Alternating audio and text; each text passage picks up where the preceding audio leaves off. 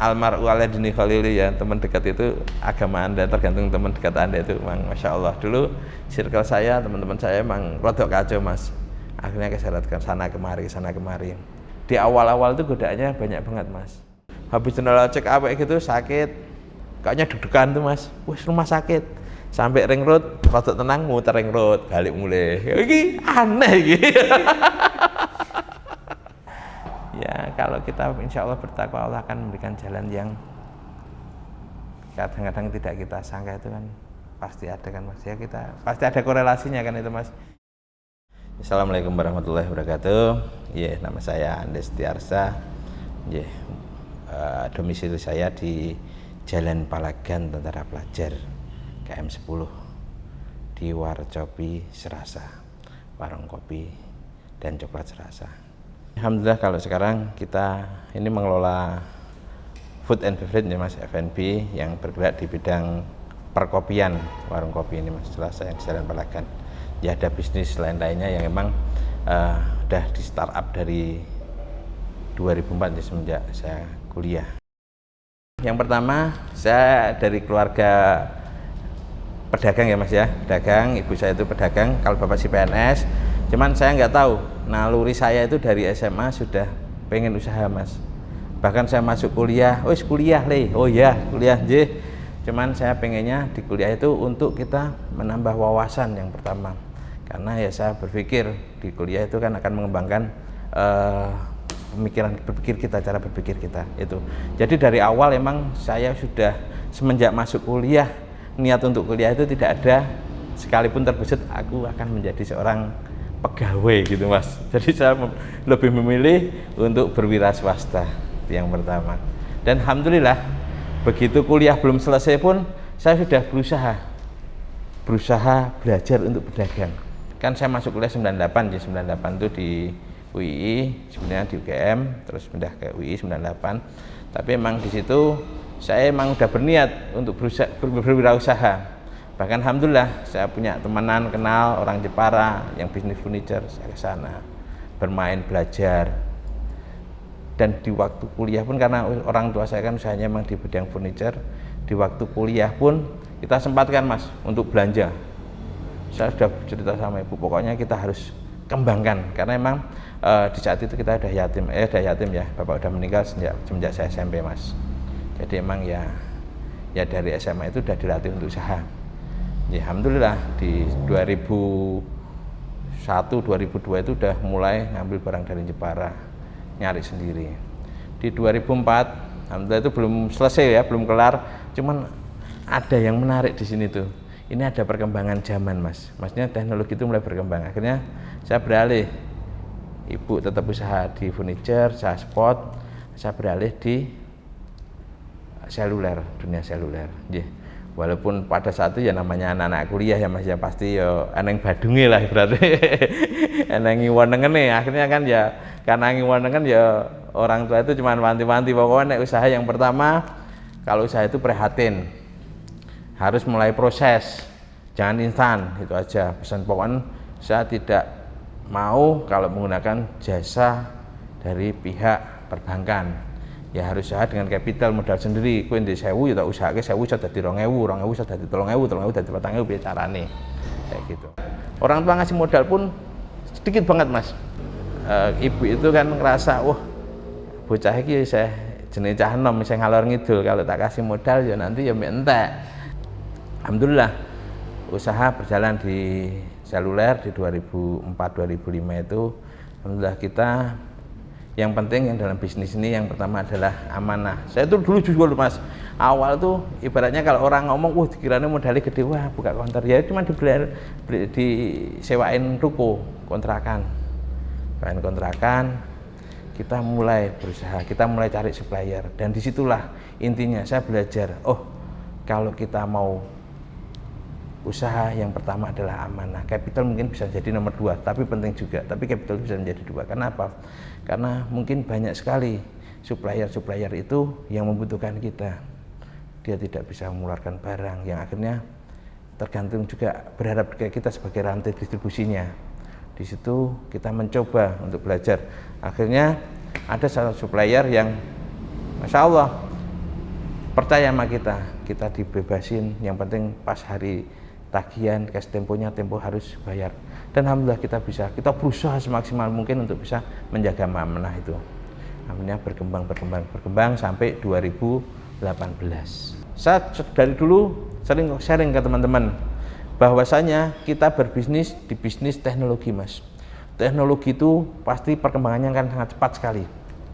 Mungkin jenengan tahu, masih mengalami ya, bagaimana perpindahan di teknologi ini dari orang pulsa telepon wartel menghilang karena digulung teknologi, bukan karena kebijakan tapi karena ya itu perputaran teknologi. Terus perpindahan ke warnet, gamenet juga hilang di 2011 karena apa? Teknologi, ada HP, ada internet. Mungkin saya bercerita ini sebagai teman-teman yang berwirausaha ya Mas ya, bukan pengusaha, berwirausaha. Yang terpenting seandainya kita baru berada di atas, usaha kita naik, jangan sekali-kali kalau bisa ya lifestyle kita juga kita naikkan. Karena begitu lifestyle kita naikkan, kita mau downgrade itu susah sekali. Itu lebih baik kita tetap apa adanya. Yang penting yang pertama, yang kedua kita berusaha untuk saving, karena bisa jadi usaha yang kita alami sekarang itu baru di titik puncak, bisa jadi besok mulai ada penurunan. Cuman kalau kita saving, kita akan enak untuk berpindah lagi. Ya kadang-kadang kalau kita berkumpul dengan teman-teman bisnis itu neng kepala lagi nengnya dunia niar dibentengi kabeh, Mas. Akhirnya kan gaya hidupnya kan juga kita mengikuti. Tapi dengan berteman dengan circle kita ya menjadikan dunia ini ya sebagai di tangan, insya Allah kan kita akan lebih lebih nerimo lah ibaratnya, dan tidak terlalu ngongso. Yang pertama, yang kedua juga kita bayangannya orang gede-gede Mas, oh insya Allah lah nyaman kayak gitu. Yang pasti sebagai pengusaha ya jangan merasa selalu di zona nyaman, karena kalau di zona nyaman itu kadang-kadang mau bergerak, mau nyetar up lagi tuh kayaknya males banget. Bahkan di F&B yang saya dulu nggak pencinta kopi, saya paksakan harus tahu kopi, karena intinya dalam usaha yang pertama ya kita harus mencintai apa yang mau kita usahakan. Kalau kita nggak mencintai ya kemungkinan untuk bisa langgeng itu kan agak susah, karena kalau orang nggak cinta kan begitu ada gesekan atau ada permasalahan sedikit itu gampang pedot, gampang putus asa. Cuman kalau udah cinta itu ibaratnya telai rasa coklat ya Mas, ngomongnya kayak gitu ya Mas ya. Kalau udah cinta kan kayak gitu Mas. Makanya kalau cinta, namanya orang cinta itu gunung akan kudaki, ya kan iya kan Mas, orangnya kan gitu kan. Begitupun bisnis, kalau bisnis itu udah mulai seneng, udah mulai menyatu dengan hati, ya orang ngomong wes kuasal ya, ora, kayak gitu kan. Padahal ya kesel tenan aja. Itu mungkin kalau furniture sama makanan ini, sama food ini hampir sama, karena emang kita di makanan ini terbangun dari konsep kita di furniture. Akhirnya furniture ini ada tempat yang pertama yang kosong yang bisa kita manfaatkan. Akhirnya kita bikin bisnis yang bisa menggabungkan dua bisnis ini, di makanan ya furniture. Makanya kan di makanan ini kan furniture kita juga macam-macam, karena kita sekalian jualan juga Mas. Dua konsep yang kita gabungkan, dan untuk strategi marketingnya pun hampir sama kan, saling tiktokan lah antara marketing furniture. Orang beli furniture kita kasih diskon di makanan, orang yang jajan makanan bisa nikmati furniture. Itu yang pertama. Kalau sekarang tidak ditafikan lagi, di bisnis ini perlu media Mas, media sosial ini sangat penting sekali. Medsos ini ya kita mulai mempelajarinya, kita harus belajar teknologi terus. Orang itu bukan wong Jawa ya, wong Indonesia itu kadang-kadang pelayanan nomor 2, yang penting kebanggaan warga. Wah, aku nek kono murah, itu insya Allah itu kampanye positif banget tuh. Kadang-kadang anggar larang sidik di black campaign sama konsumen itu. Tidak nggak ngomong ke kita, ngomongin yang wong wah kono larang, aja tuku nang kono, gitu. Gedok tular itu. Dan itu kampanye paling istimewa itu Mas. Gedok tular itu kampanye paling istimewa, karena kalau kampanye lewat poster, lewat ini orang lihat. Cuman kalau gedok tular ibaratnya langsung menggiring image langsung. Mindset orang iya. Rekomendasi itu kan hampir 75% itu mesti jadi closing ya. Jadi goal itu target itu pasti itu. Kalau ibaratnya counter itu, saya pernah ngobrol sama anak buah saya, karyawan ya, sama teman-teman saya di seluler itu, kita membangun image. Nek iso ki 1000 counter wong liwati ning beli tuku tetep ning ngene dhewe ya kayak gitu. Itu yang susah itu. Di top man gitu. Wah iya. Beli pulsa gitu situ. Wah, yang beli pulsa di situ. Wah, Cukup Solo, aku nek tuku ning Setia wae. Saya bilang kayak gitu dulu Mas. Saya bukan terus dilewati nek tuku pulsa tetep ning Setia kayak gitu kan dulu kan kayak gitu. Almar'u ala dini khalili ya, teman dekat itu agama Anda, tergantung teman dekat Anda itu memang Masya Allah. Dulu circle saya, teman-teman saya memang rodok kacau Mas. Akhirnya keseretkan sana kemari. Dan di suatu saat di tahun 2003, 2004 itu saya berpikir Mas, saya 2001 diajakin haji sama ibu, saya nggak mau. 2002 ditawarin lagi harus bareng 97 tahun saya ibu nggak mau. 2001 tawarin sama kakak bareng kakak nggak mau. Di 2003 2004 tuh di saat masih ngumpul sama circle teman-teman yang kayak gitu ya, 2004 itu ibu nanti kau mulai tawaran haji. Wah, saya mikir, wah kalau ini tawaran, kalau nanti kita nggak tahu umur kita, itu mulai berubah, nyoba 2004. Ternyata saya berpikir, oh saya harus balik arah. Makanya dengan haji itu, saya pulang haji, saya bikin pondasi kuat di hati saya, di iman saya kan, saya bikin pondasi. Teman-teman yang ngumpul, saya diajak gini, saya udah nggak mau ikut, saya udah nggak ngumpul lagi. Walaupun saya masih sana sini ya masih ngobrol-ngobrol sama teman-teman, cuman sudah mulai sangat-sangat membatasi sekali Mas. 2008, 2009 adik kan udah ngaji, sering ngasih buku, sering ngasih ini. Di situ saya mulai agak tertarik Mas. Ini 2009, 2010 itu mulai kenal lagi ngaji. Kalau dulu haji dok, pulang ya sedulan, tapi 2008, 2009 itu mulai ngaji. Serasa itu tahun 2018 Mas. Serasa itu 2018 ya itu karena dulu itu simpel Mas, karena ngelihat ada tempat kosong dan saya juga rodok seneng dolanan makanan Mas. Akhirnya kita belajar dari ngelihat tempat ini masih kosong kan dulu untuk furniture, yuk kita bangun kopi sama makanan kita satukan. Dan di situ kita mulai belajar Mas, dari nggak seneng kopi saya kan prinsipnya tadi usaha itu harus dimulai dari seneng dulu Mas, makanya saya seneng mulai menyenangi. Saya mulai keliling-keliling nyobain kopi mana, wah ternyata asik juga ya ngopi, ya kayak kopi we lah. Kopi mulai belajar, mulai nyari trainer macam-macam kayak gitu.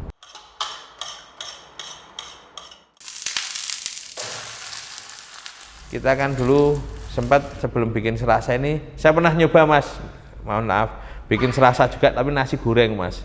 Itu berawal dari teman, ada yang pengen butuh kerjaan, wah aku sana apa keahliannya nasi goreng, wah saya seneng makanan Mas, tak cobain, wah ya masuk iki, kita bikin, buka nasi goreng akhirnya yang diusung di sini juga nasi goreng Mas. Sebenarnya nasi gorengnya yang lebih kita utamakan, cuman kan nasi goreng kok judulnya nggak apa ya, judulnya sama kopi.